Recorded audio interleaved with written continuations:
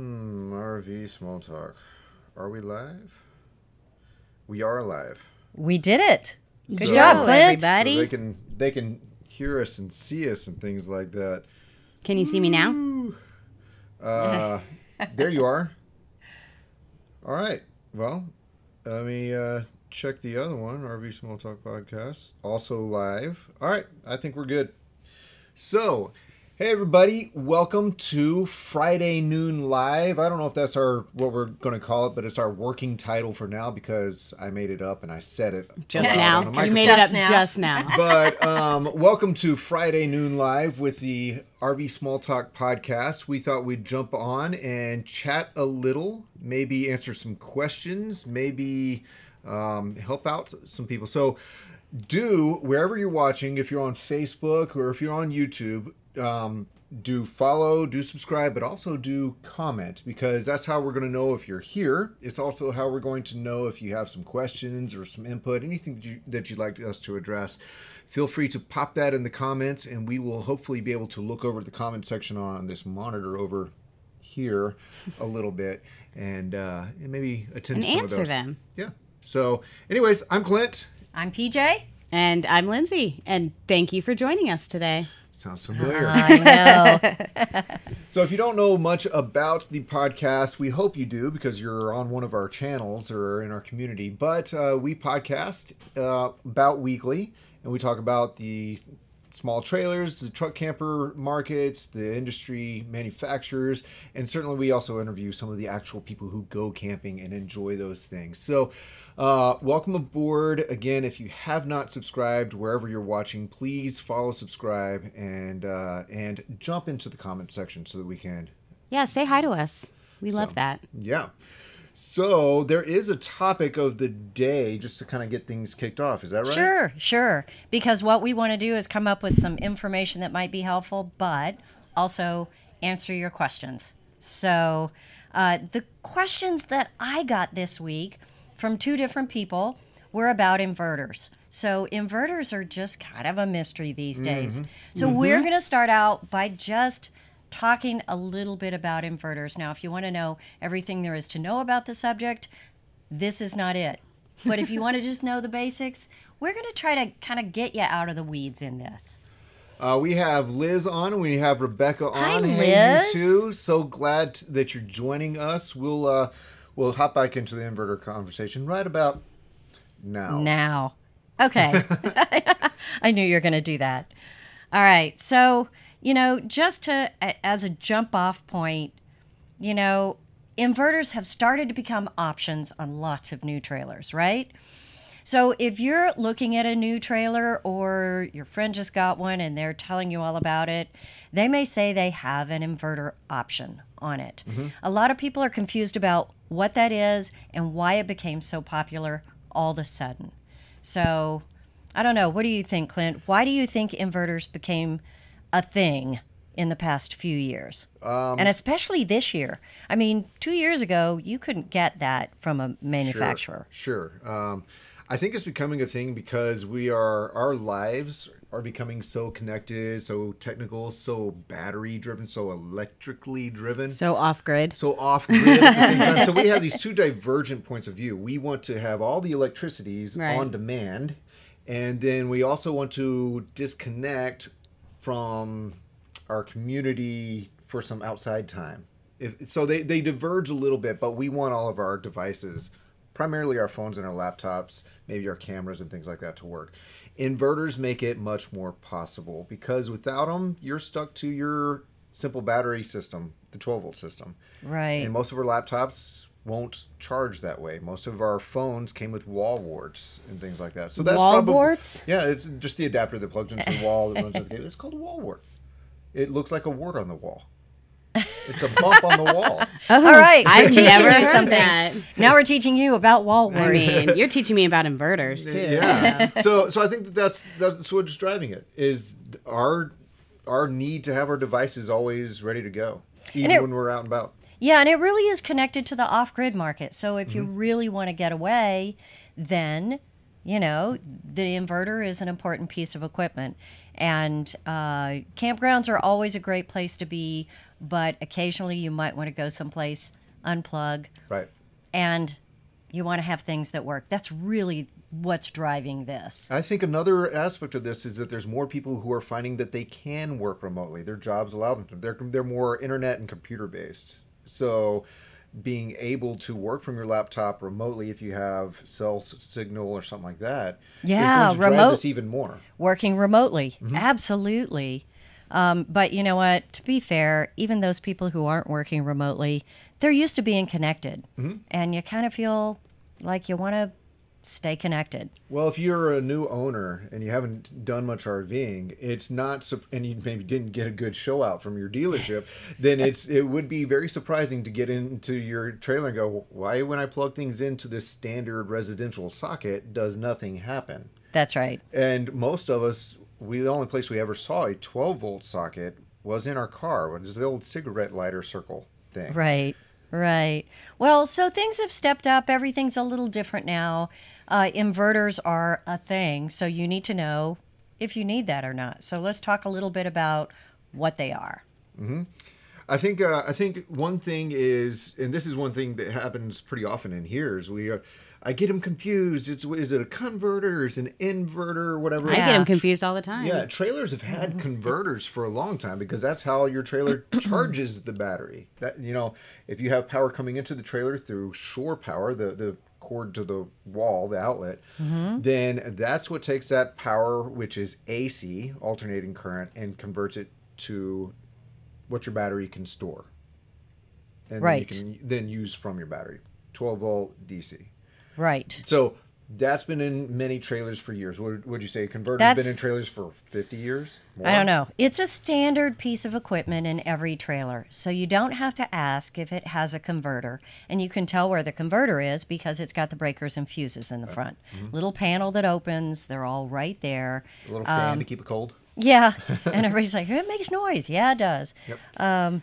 So the inverter, essentially, how I, remember it, it inverts it. So it switches it, right? So then, and you take an inverter will take the 12-volt power and turn it into 120 power. So like household plugs and stuff like that Right. will work when you're not plugged into shore power. Yeah. So if I'm thinking like point A, point A is your shore power, which is a standard residential plug or something bigger like a 30 amp. Point A is that, and you want to charge a battery, that's a converter. So point A is shore power. what you're used to in your house. So if point B is battery, then you're using a converter. If point A is battery, then you're using an inverter to get power to residential style sockets or something that's wired in. And we'll talk about what the bigger things you can use if you have a monstrous inverter like a AC. Monster. And there's all different sizes. Sure, so sure. let's see if we can stay on topic because, guys, that is not our forte. So, yeah, you're laughing. Okay. As anybody, if there are any questions that come up, just let us know. And otherwise, let's talk about the different kinds of inverters that there are. There are different sizes, but there are different kinds of Yeah. inverters. That can be intimidating. Electrical is not my forte. So if you're talking about, well, do I need a pure sine wave or a modified sine wave? Right. Most people would have questions. Right.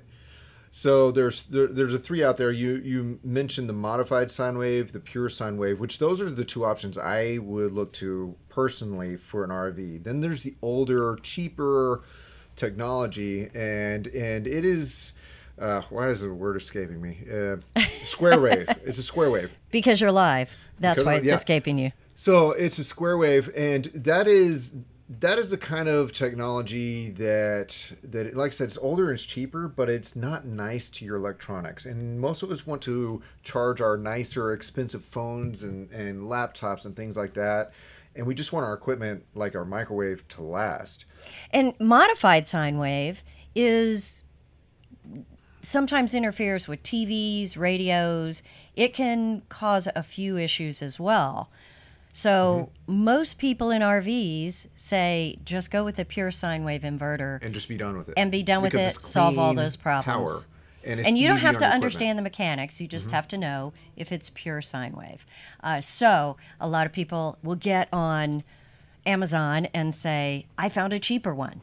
I'm going to just buy this. Well, you need to check and be sure it's a pure sine wave is what we recommend, just because it avoids any complications. Right, right, absolutely. So that's the determining factor with people deciding generally between the modified and the pure is the expense. Modified sine wave does cost less, but for the same size unit that of course costs less, you're also going to have less power output, and it's not as good for your equipment. So if you're able to step up to ante up for the pure sine wave, that would be my suggestion. So if pretty you're much just every time. Googling this or looking it up, then check out the pure sine wave. That's gonna save you some headache. The next thing to think about when you're doing this is there are some added features that you'll find in inverters.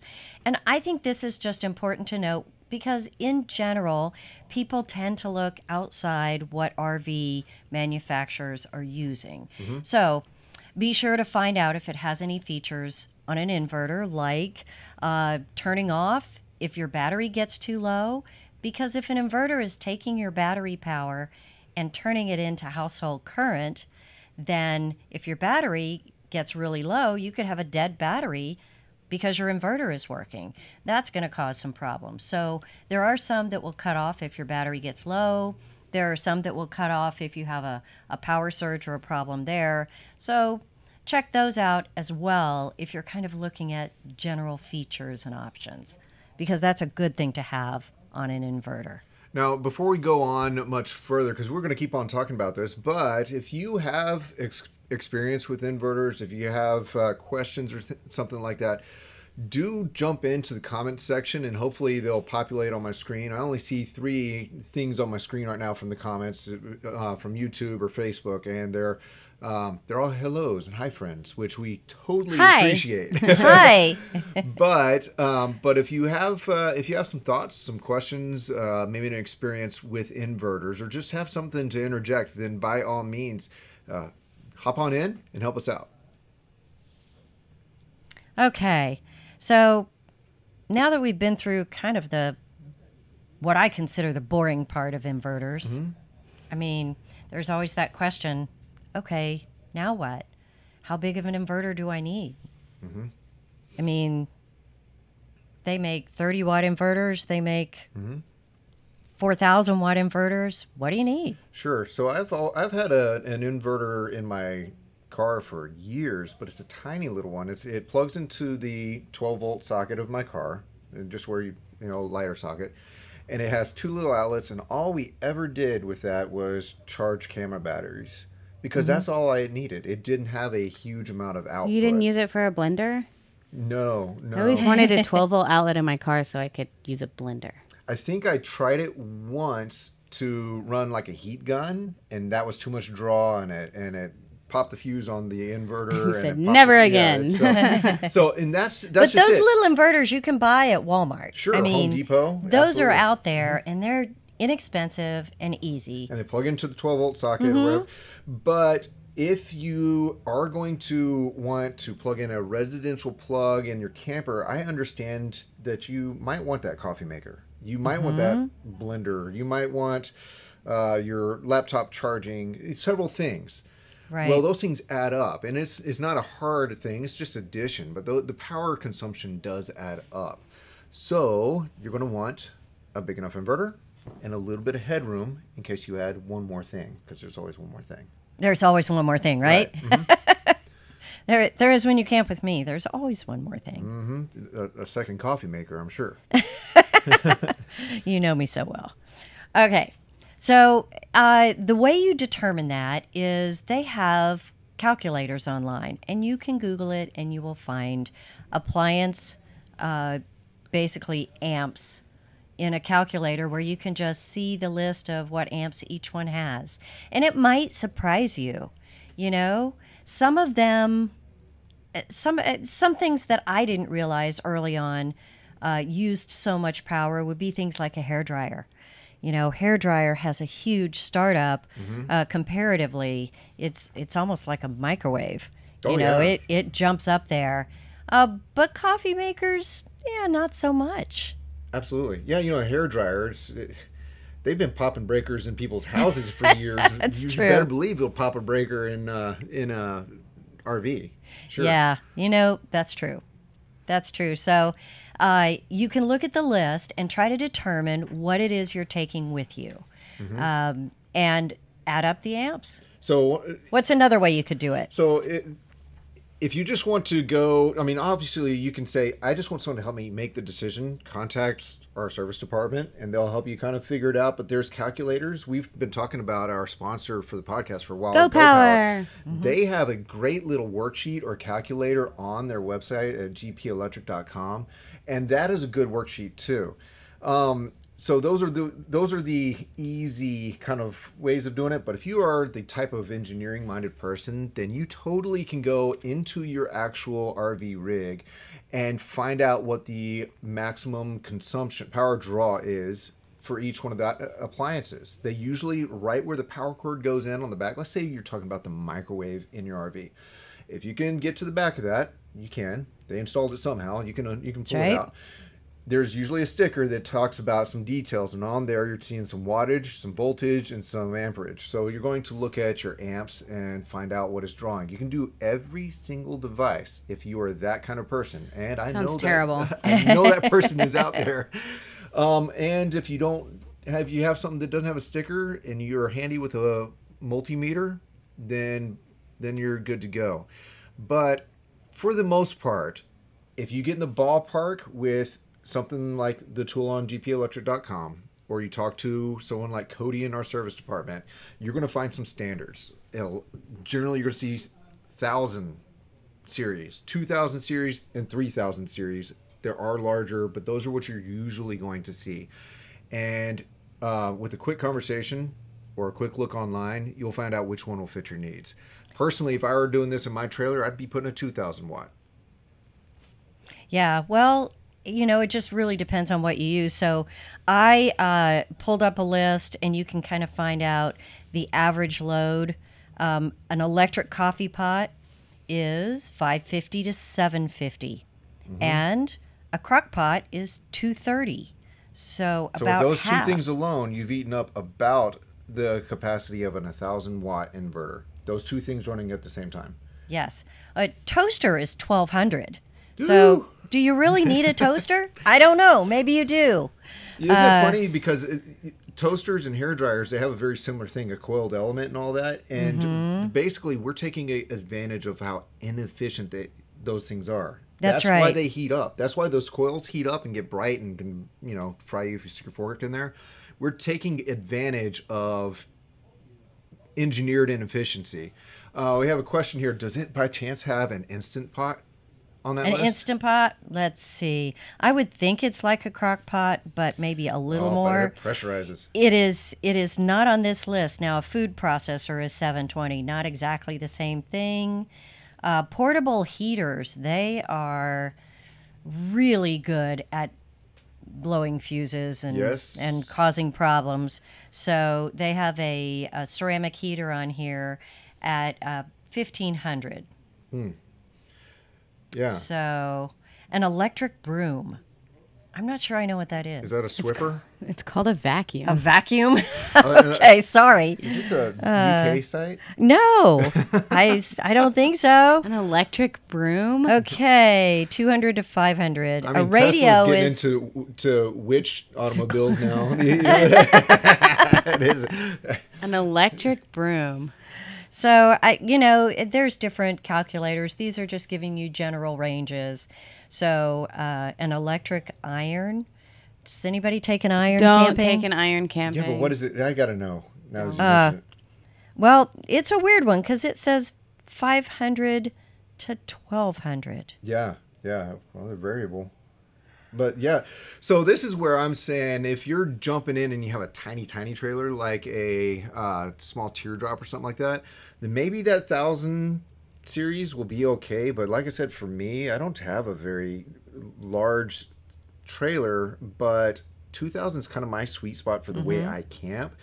For most people who are trying to do it all, you're going to be looking at that 3,000 range inverter, and that's not money. That's the power output. That 3,000 output. The wattage, yeah. And let's be clear about this. Air conditioners, things like that. Air conditioners and microwaves take a lot of power, and if you want to run an air conditioner off an inverter, chances are, well, no, it's probably not going to happen. Can you do it? Absolutely, but you would have to have a ton of batteries to store it, and it would only run for a period of time. Right. Your battery bank would be massive. So an inverter is not a solution for an air conditioner. All right. What about, is by chance a cell phone charger on there? Let's pull this. You know, it's not on this list, which is interesting. Well, but I have seen cell phone chargers on other lists, and, you know, they are down under 50. So we have chargers all over this room. I just can't access them right now. A portable, we're blocked in. Yeah, a small portable inverter from Walmart would charge a phone.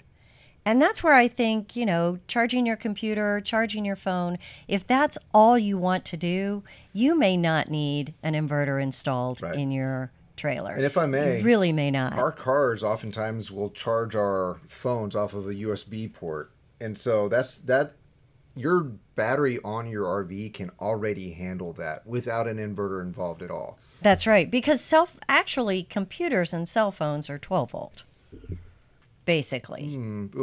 Yeah. Right? Because that USB goes... I don't know that I would categorize computers that way. But cell phones. But cell phones and tablets, yes. Yes. They're lithium batteries, right? Well, yeah, and computers are basically. Too. They just have a bigger, more robust... Okay, so I will definitely say this is not my specific forte. However, most trailers do have USB plug-ins, so those USBs will handle charging computers and phones for a brief period of time. And Liz says she's thinking 2,000 since there's no microwave. They use an Instant Pot and water kettle as main appliances and no hairdryer. That would probably do it. And I just wouldn't do the Instant Pot and the hairdryer. Well, no hairdryer. And the kettle at the same time necessarily. Just pace yourself. Yes, no hairdryer. Oh, and leave your hairdryer at home. That ice maker. But I wouldn't worry too much about that ice maker. I think that's not going to be too big a draw. So... I wouldn't think so. I love those ice makers. Aren't they the bee's knees? What color do you have, Liz? What color is your ice maker? We've decided we're going to categorize personalities by what color ice maker they have. And they have like purple and lime green now, and just I mean, lime green that was ice the first maker? thing we sold out of was lime green. It's just bizarre. Can you believe? And purple, and adorable. I love it. I love it. That's because we have very colorful customers. We do. Okay. Well, hopefully that gives you some idea of the ranges here. So, Lindsay, do you think if you could go camping, you would need an inverter? Now that you've got a little more information. No. Why not? Because I wouldn't use any of that stuff, I don't think. You wouldn't use a coffee pot? You wouldn't use... No, she's not the biggest coffee drinker. I'm not you. And by all means, thank goodness. You know, from my camping background, I've never had much need when I'm, off-grid tent camping. I always had, something that was propane driven for coffee. Yeah, I was about to say, I think propane is what I really need, because I need to be able to like heat up water, cook, stay warm, whatever. But other than that, it's really charging my phone and maybe charging my computer. Can I do that without an inverter? That's where you're starting to get questionable, but one of the cheap ones from Home Depot. Yeah, so it's fine. The only reason it's become part of my conversation is because now I travel with more devices. If I were camping like I did even 10 years ago, like you said, this is kind of a new thing because people are camping differently because of devices. Our stuff is owning us. I can't think of anything I would bring that would need to be plugged in. Well, I'm like thinking really hard. No, I can't. I don't know. Yeah, once you're talking your laptop and the way it charges, maybe. But I don't know Okay, if you're camping with your kids and your TV is not 12 volt, which just happens in a lot of trailers. But my TV is 12 volt. But if it wasn't, But if you mine had a is. trailer, okay. Did everybody get that? Lindsay's trailer is 12 volt television. Well, so I mean, yeah. So if it would that be wasn't- important? No, because I'd have my cell phone, and that's like a mini TV, and then I just throw it at him, and I say, "Here, watch something." You would adapt. Yeah. Okay. What about somebody who has to work on the road? That's, All right. Yeah. You have to have your computer connected. You need to work in the middle of the night wherever you are. And there's no campsites. You're just traveling through and you're staying at a rest stop or you're staying at a Cracker Barrel or a Walmart or boondocking briefly out of maybe didn't plan for it. Then do you need an inverter built in or could you get by just for, say, one night? If you're like me, your computer would not be charged because that's just kind of how it always happens with me.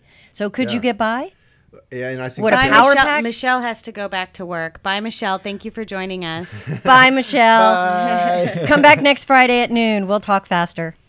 No, we won't. So I think that this is where everyone needs to get down to your personal philosophy and what your plans are, because a short 1 day, 2 day, 3 day trip every month or so, I would just get one of the small ones just for my smaller devices like my laptop or something like that. But if I were full time, I would build that thing in because it would be robust. I'd have all of my outlets in my trailer if it was wired that way. They're not always wired that way, so you Yeah. have to figure out how your inverter is wired, So even from the manufacturer. if I were more full time, closer to full time, absolutely, I'd want all my outlets to be ready to go. Plug and work from anywhere. Plus, if we're going to set up a big live streaming thing, I need all the power because we're And I probably running 3,000 right now. I think it also is how you camp. So if you say, I don't need to be off the grid, I'm always in a campground, there's absolutely no need for an inverter. You just don't need it. There really isn't any need for a solar panel, which is really what I think has also driven the idea of the inverter is the off-grid, being able to do everything off-grid. You know, we always want everything to work. We do. So we have developed a way to do that. And so I guess our best advice, or my best advice, because I don't know if you guys would concur, is if you're not sure if you need an inverter, don't get one.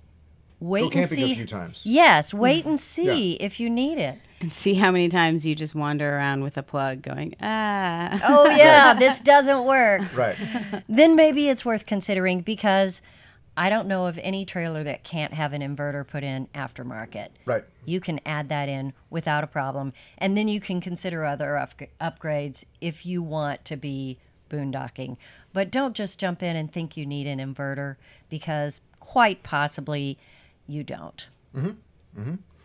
And if you jump into inverter land, you're probably going to Never need to come back. Well, you may never come back, but you're probably going to need to look at your battery capacity as well. So It starts to get a little it's more a complicated. domino effect. I think that is another Friday. Yeah, We could talk that's about that.